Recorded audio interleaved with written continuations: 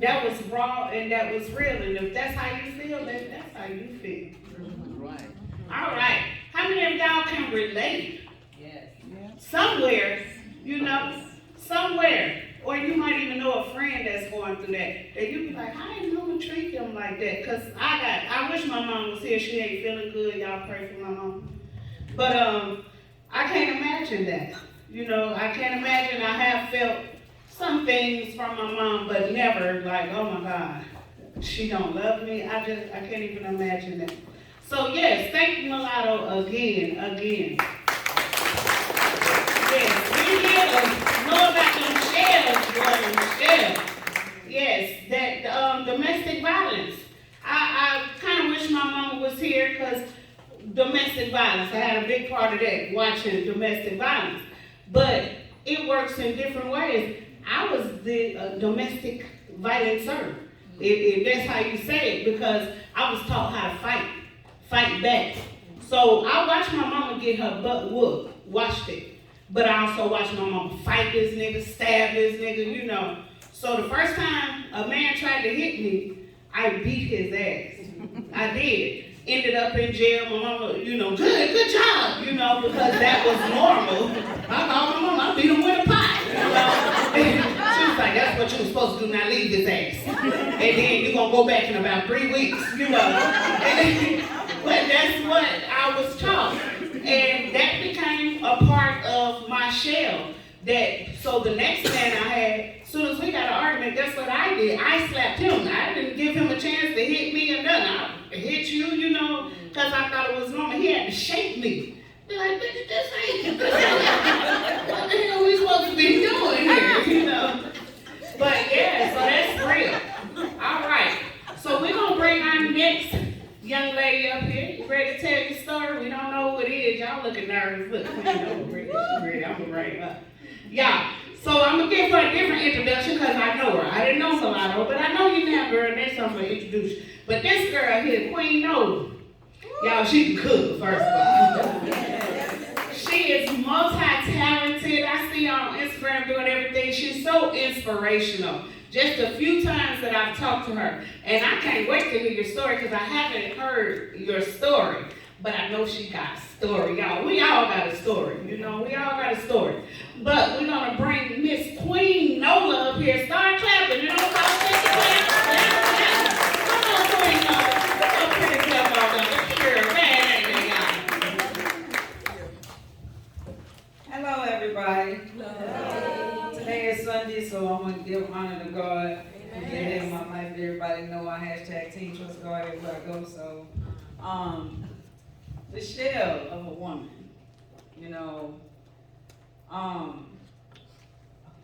sometimes it begins with the shell of a little girl. You have to grow into a woman, and sometimes we go through so much in life we don't heal from that it hinders us in fully being a woman. There's so much I'm about to say, so I'm just trying to gather it here, okay? My shell was very, very thick, very, very thick. And I'm someone that can smile everywhere I go, around anybody, uplift anybody. But a lot of times when I'm uplifting people, I be hurting at the same time. But I found a way that my smile was my healing mechanism, as well as my coping mechanism. So I wear my smile everywhere I go because I know with it, I'm everything, and without it, I would go into a deep, dark place. So I'm honored to be up here for the Shell of a Woman because I always be ready to tell my story. It's just so much of it. You have to, people like, okay, you got a few minutes, but sometimes you gotta try to let the spirit lead you what to say because it's so much, so many layers, okay? So piggyback, I really felt a lot of things that you were saying. That's why I had to give you a hug, because it was like, wow, a mother's love is something that is priceless and everyone should be able to feel that. And the love I didn't get is why my kids get it all from me.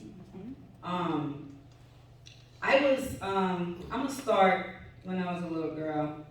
I was 8 years old, and I am the middle child of 8. Well, my mom had 8 kids, but there was only 7 of us. So my oldest sister, she wound up living with my dad's people, and my mom had a nervous breakdown. She dealt with mental illness. Back then, people really didn't talk about it like that. They'll just say you're going out of your mind, or you're going crazy, or something wrong with you, that kind of thing. But there was never a diagnosis. But I learned my mom's diagnosis being that she was bipolar level of manic, depressive, and schizo. She didn't know these things at the time. Back then, she had a nervous breakdown when it was just 2 of her kids, my oldest brother and my sister. So when she got out of the hospital, my dad's sister convinced her that, because she was going to go back to, I'm from New Orleans. So they were in New Orleans, and my mom was married to my dad. He convinced her, well, she was going to go back home because she's from Mississippi. So she went, when she was going back home, they convinced her to let them keep my sister while she go get herself together with my brother. And then they'll later give my sister back to her. Well, little did you know that didn't happen. So my mom, thinking that she can go get herself together and get my sister, she wasn't able to get my sister back. Now, my life is like, growing up was like a soap opera, because you got all these holes in the store. Nobody want to tell the truth. People want to take it to the grave. They want to lie. They want to, they want to pretend like you don't see what you see. Like, stay in a child's place. Well, what place is that? You know what I'm saying? Like, so here I am. Fast forward, we growing up in Mississippi. My mom left my dad when I was 2. By this time, she had all of us kids except my sister, my baby sister. So as we are living in Mississippi, my mom gets with this guy, and I will not give him no credit and say his name. But she lived with this guy for 7 years, and my mom was the type of person, because she struggled with alcoholism and gambling addiction. She was the type of person, pretty much, and a beautiful woman, but some things, was used to another advantage. So she got this guy living with us, and he had a brother, and his brother was with my cousin. So my mom and my cousin, they are first cousins, okay? And so these 2 brothers, little did we know, they were molesters, both of them. So my stepdad at the time, whose name I won't mention, he decides that I think he went after the 3 of us out of all of my siblings, 3 of us, because we were the strong ones that needed to, as he said, need to be broken. And so my sister, it started with my sister. And then at this point, I didn't know that was happening with her. And then one night, we was in a bunk bed, and my sister that passed away, she used to be on the bottom bunk, and I'd be on the top bunk. So whenever he'd sneak in, when my mom would be drunk, he'd sneak into the room or whatever, when my sister would be asleep. At least I thought she was asleep, but she shared some things with me when she got older, that she really wasn't asleep, but she just couldn't say anything. But he used to go, and he used to follow me in a top bunk bed, and he would always, at the time, make himself go, and then he'll leave. But there came a time when my mom, I used to think that, I called this hypnosis trap trauma, because a lot of times there's a puzzle that pieces are missing. And when you get older, you go to putting those pieces together because your trauma come back in different forms. Whether it's you start a family, a new job, having a kid, all of that trauma starts to come in, and you mind blown by what you find out. I was able to peel back a lot of my trauma when I got counseling. So when I started seeing a therapist, I started realizing what really was going on, because we did a deep dive, and the deep dive was very painful. It was very traumatic. I was suicidal as a teenager because of all the things I've been through. But the one thing that really made me angry is the fact that Child Protective Services, I wish they would've took us. I really do, wish they would've, cause we called them quite a bit. But they always brought you back to the house. You know what I'm saying? Like, you bring us back, and what you think happens when you say something that's going on inside that house to the public, and then you gotta come back home? What you really think happened? It got worse, right? So, my most painful part of it was my mom. I remember her being so drunk, like she was always drunk. And when she wasn't drinking, she was the most beautiful, most gentle soul, like, you know, but then her soul leaves her when she drinking. And now she just angry, bitter, you know, violent woman. But again, she always chose a man over her kids. That was point blank period. Like, you don't like it, you can go. Stuff like that, she knew you can't go nowhere. But her being able, on a couple occasions, being in the same room, in the chair, against the wall, watching this man do what he do while she have her pape of gin in her hand, right? And you can't even tell this woman nothing because she's like out of it. And she's literally out of it. And then it's like, you can't talk about it. You know what I'm saying? This man's still in our house. You watch him do these things and he's still here. You know, I ran away a couple times, we had to come right back. When you have no outlet, we wonder why people reach suicide. When people have no outlet, when they don't have nobody to listen, they don't have nobody to believe them, people think you're making all these things up, you know what I'm saying? So now you reliving trauma because you done came out of telling somebody, and now they don't believe you.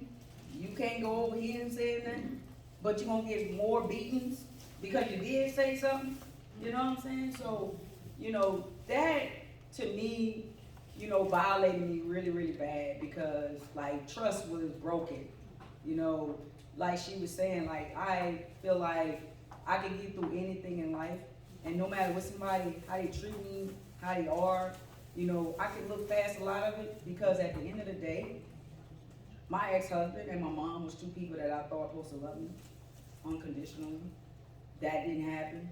So at the end, you know, there's nothing nobody can do or say to me, you know, that'll make me say, oh, that's not that bad.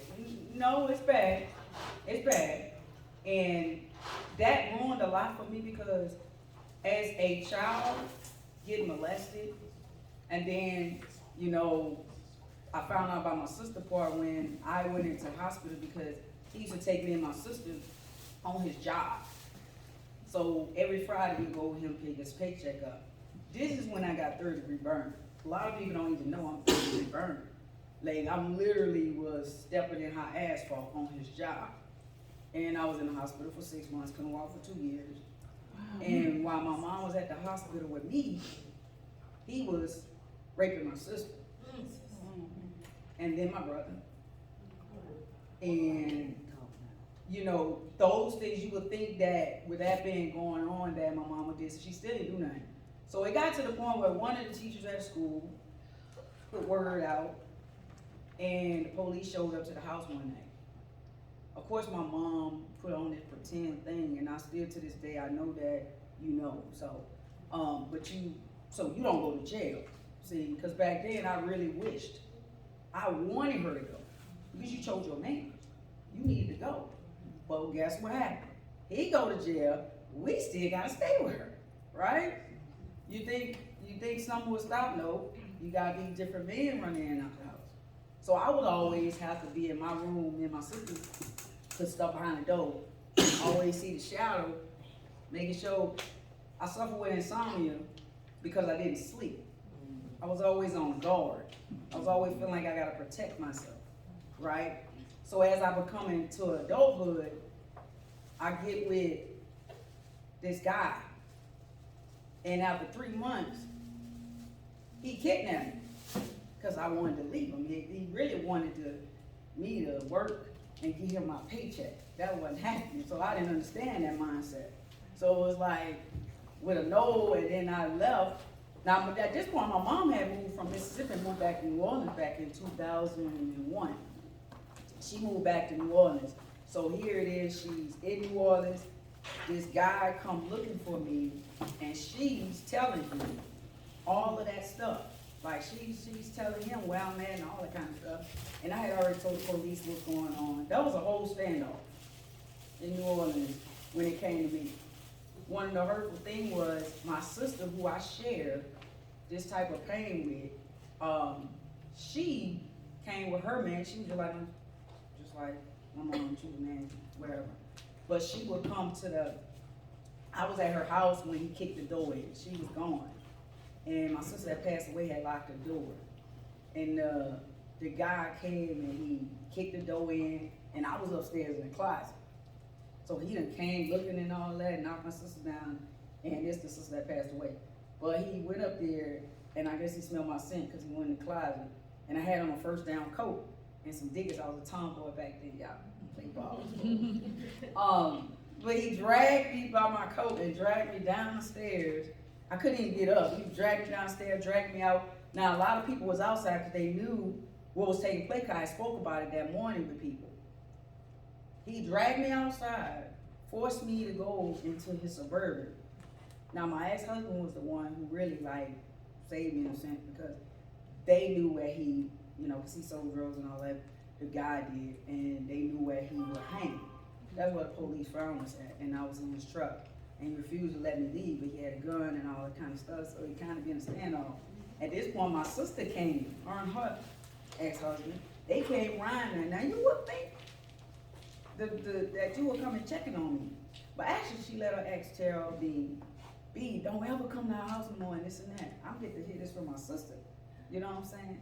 And I'm in a position of being kidnapped. That wasn't the first time. I got kidnapped again. I got kidnapped twice in 3 years. The other one was random. That's why I said this stuff out here, women, guys don't like rejection. You can say no, you can ignore a person, and that can cost you your life. You don't have to do anything. You just don't have to want them.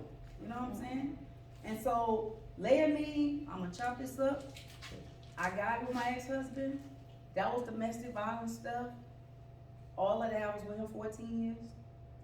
And, after I left him, I had to leave him, because the only way I could leave him, I had to put distance between us, because it got that bad, it was gonna be me or him. And I had to choose my kids and leave. That's how I came to Georgia.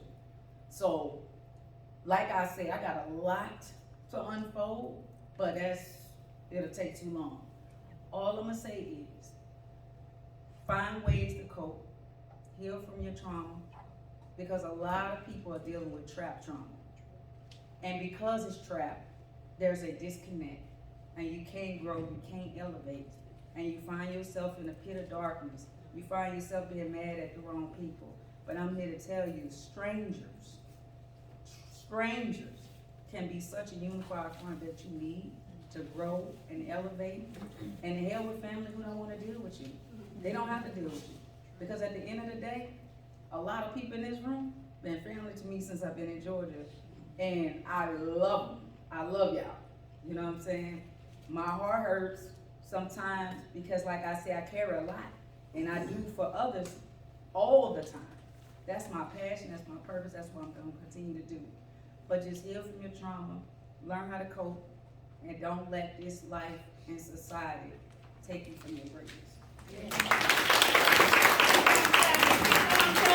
Queen Nola.